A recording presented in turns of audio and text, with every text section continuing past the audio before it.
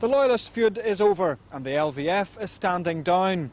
Politicians from all sides are hailing the events of the last 24 hours as a breakthrough. But tonight on Insight we ask, what was the fighting all about? And we hear from the families for whom the talk of peace has come too late.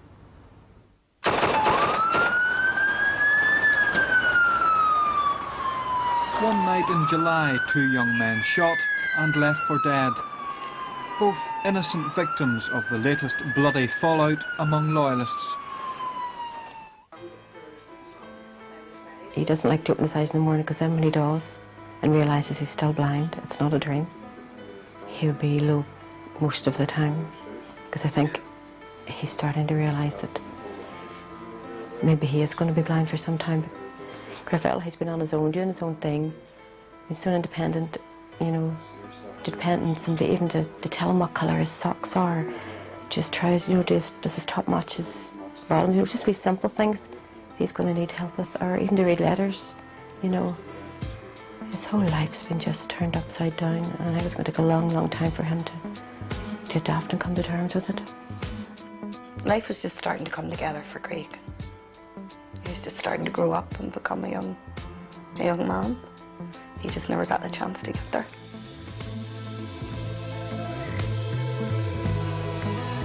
Tonight we tell the stories of lives torn apart by a paramilitary power struggle.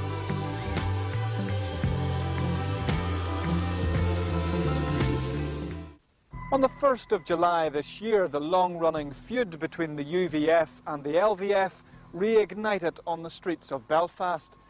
Jemison Lockhart was ambushed by the UVF as he drove his lorry along the Newtownards Road. It was the run-up to the 12th, but Loyalist communities were now braced for another round of bloodletting. Security was stepped up, but 9 days later in the north of the city, the LVF attacked 20-year-old David Hanley. They think that he's been out walking his dogs and walked up. And he was walking up a Crumlin Road, and somebody came out from behind him, shot him once in the head, and when he was lying on the ground, proceeded to shoot him 5 further times on the stomach and groin. So he actually meant to seriously hurt him, kill him. I couldn't even remember how, I mean, I work in the rail, I couldn't even remember how even to get there. I think it was just a bit of a panic at the time.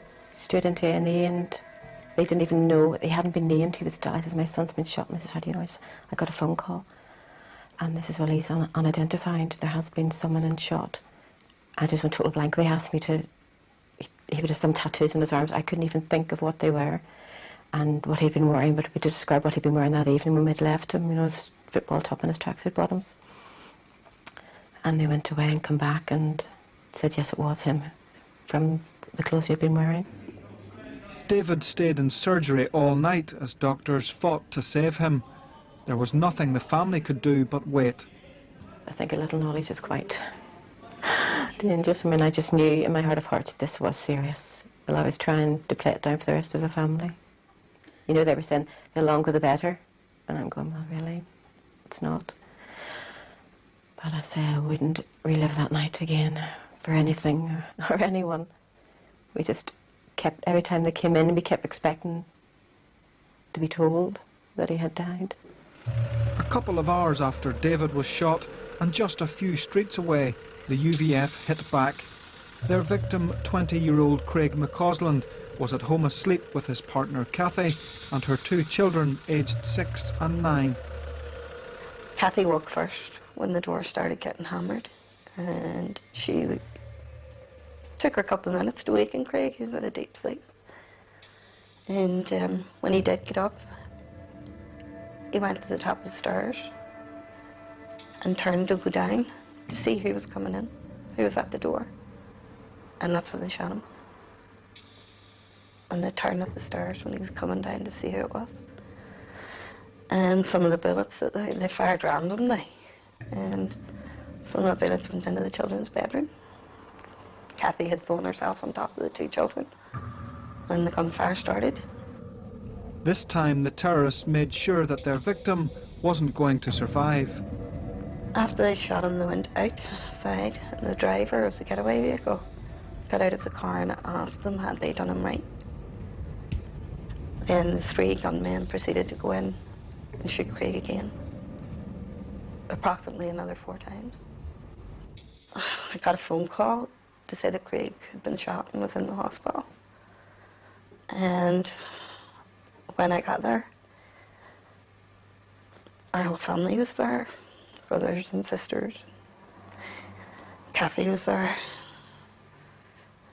And we sat in the waiting room thinking he was going to be fine, because he was a 20-year-old lad. He was fit. And I don't think at any time did we realise Craig had been shot as many times as what he did. The families of the 2 young men found themselves sharing the same heart-rending vigil in the Royal Hospital's Accident and Emergency Department. Craig was supposed to be shot in retaliation for David Hanley. Craig knew David Hanley. David Hanley knew Craig. David Hanley was a lovely young lad. He'd went to school with my daughter, and that's how Craig knew him. And again, he had no paramilitary connections. A young lad starting off in life as well. Somehow David Hanley was clinging to life. Craig McCausland lost his battle.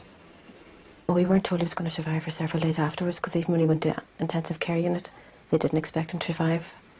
In fact, I was talking to one of the male nurses who worked with David in intensive care unit quite recently. I met him in the canteen, and he says, when we got him, we really did not expect him to leave. We really didn't think he was going to make it. I think we all thought that the longer we sat there, that he was going to be fine. And when the doctors pronounced him dead, it was just shock and unbelievability. And then anger set in. Who had the right to take his life, and why? The McCausland family's agony was deepened by the terrible sense that this was history repeating itself.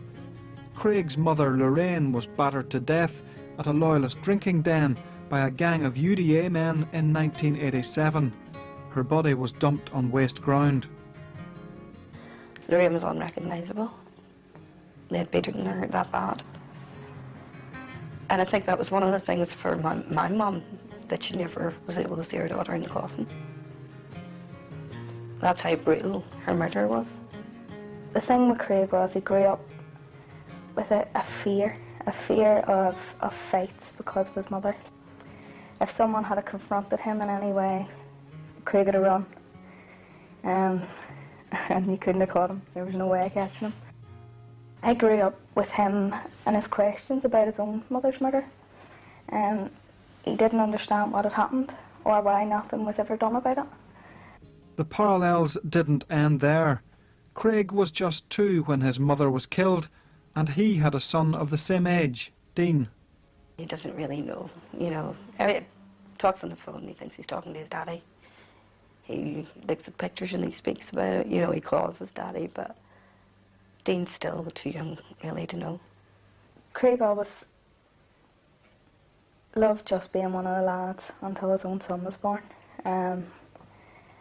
When his own son was born, he changed.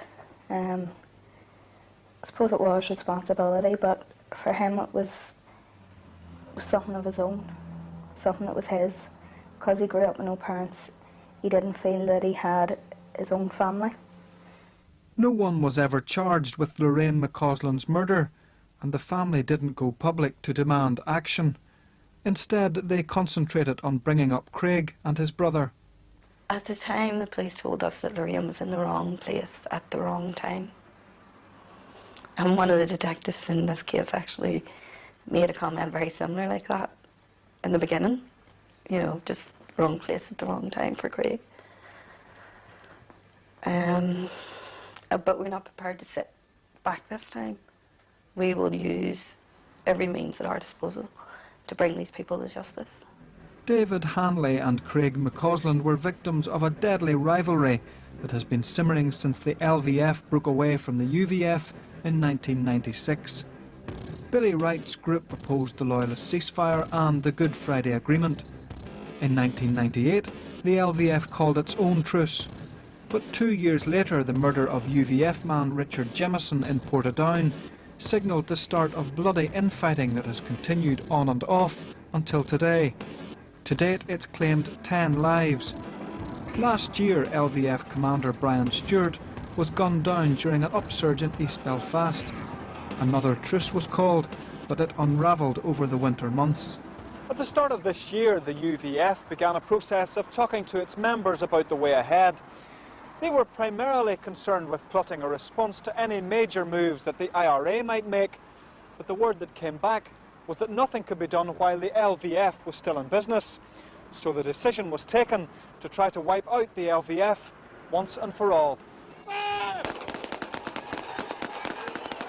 24 hours after Craig McCausland's murder, UVF men staged a show of strength at an 11th night bonfire. In the next month, the killing continued. 28-year-old Stephen Paul was shot dead outside his home in North Belfast.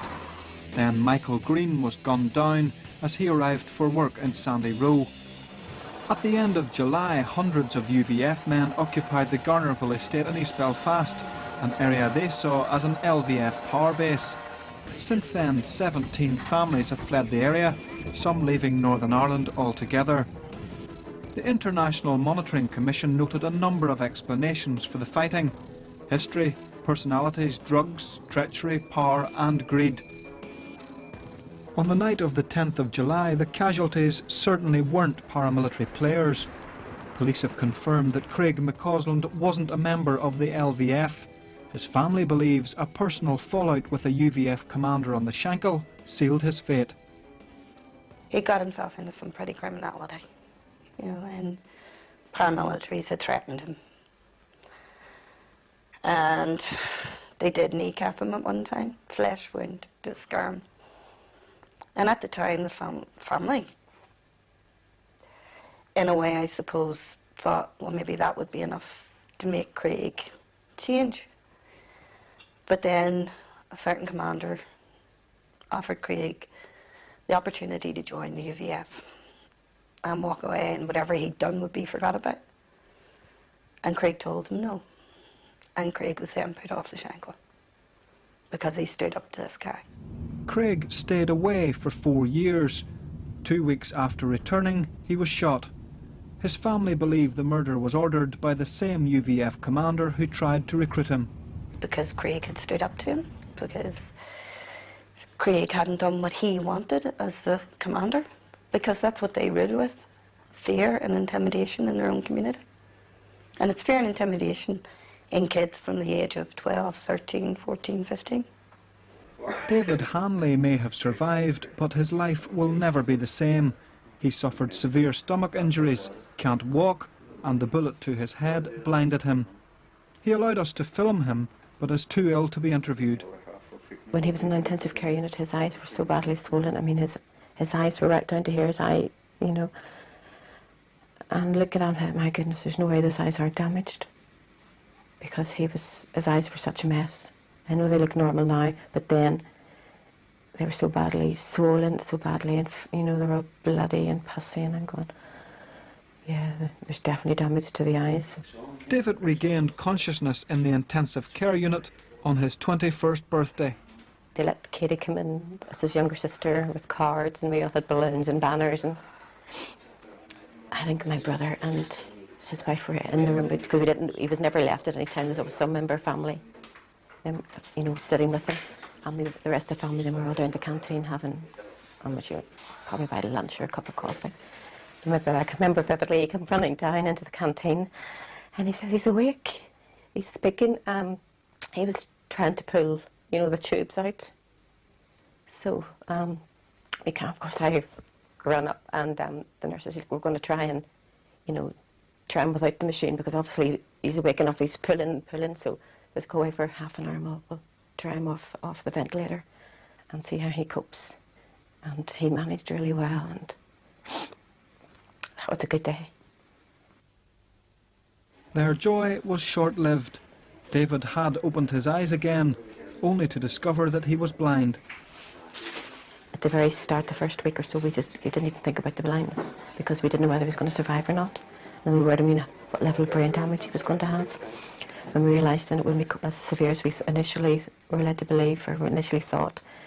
Then I think we actually, it hit us and said, good God, he's going to be blind, you know. It just took a while for that actually to sink in. What other injuries did he suffer apart from losing his sight? He was shot, he had severe stomach wounds he had, which resulted in a double colostomy, which he's just had reversed the end of last week, and that's been extremely traumatic. He was very, very sick afterwards and in extreme pain. In fact, he's just really coming round now, and he says he's further operations to go through. We've realised now that he has spinal fluid leaking, and so he's going to have to undergo further brain surgery, and he's problems with his legs, so he's not out of the woods by a long shot yet. He still thinks he's going to die. He does not think he's going to leave the hospital. You know, he would still say frequently to himself or the family visiting, "I'll see you tomorrow, yes, if I'm still here." So he still does not even realise himself or understand himself whether he's going to live or die. You know, he's still so traumatised and frightened. He is terrified. The LVF have now admitted that David was not their intended target. Police have made arrests, but no one has been charged. What they think now is a mistaken identity. It's about all we can think of. We really don't know. The police don't know why he was shot. I just want to get David well. I have no interest in who done it or why they did it or anything. I just want to get David well and get him home and leave the police to sort that out. I don't want to think about that because it might get me angry, and I just don't have the mental energy. I mean, all my time and energy goes in trying to get David better. I have nothing left to think about. 18 years ago, when Lorraine McCausland was murdered, her family didn't speak out publicly. This time, after the killing of her son Craig, they decided to campaign for justice.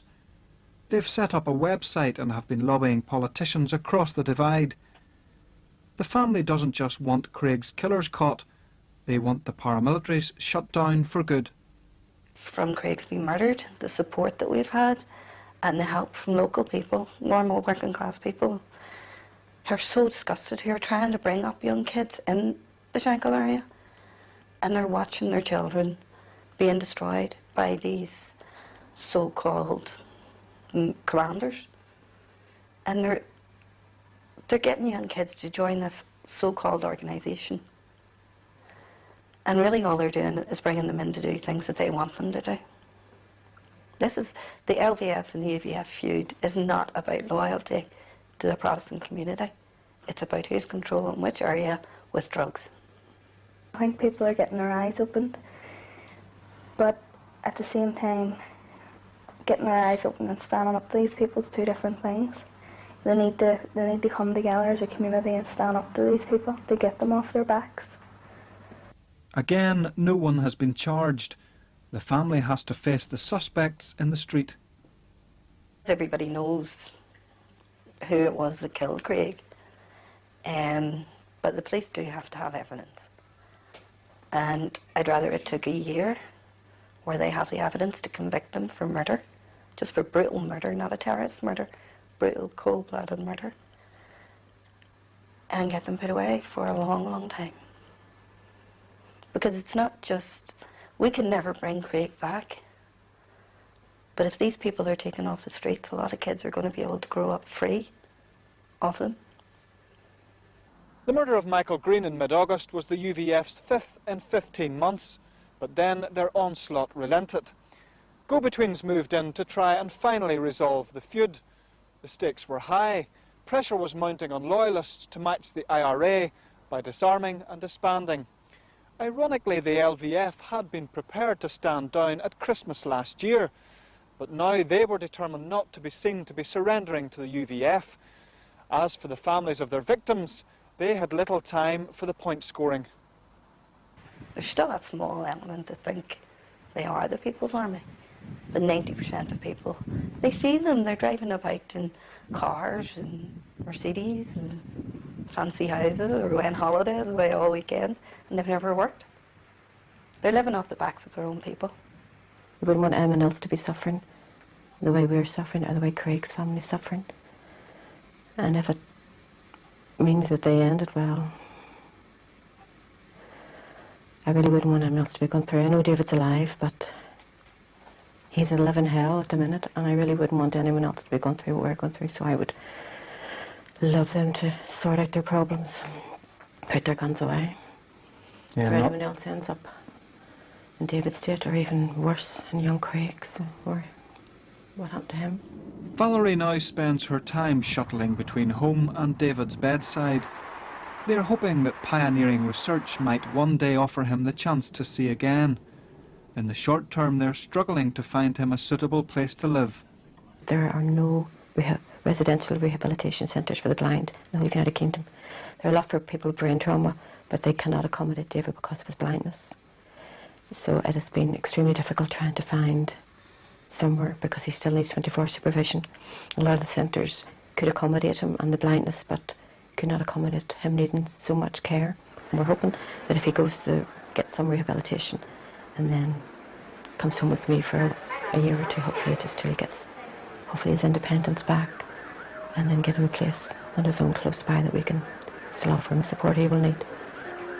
Yesterday, the mediators declared the feud to be over. The LVF has stood down, but that's of little comfort to David Hanley or the family of Craig McCausland.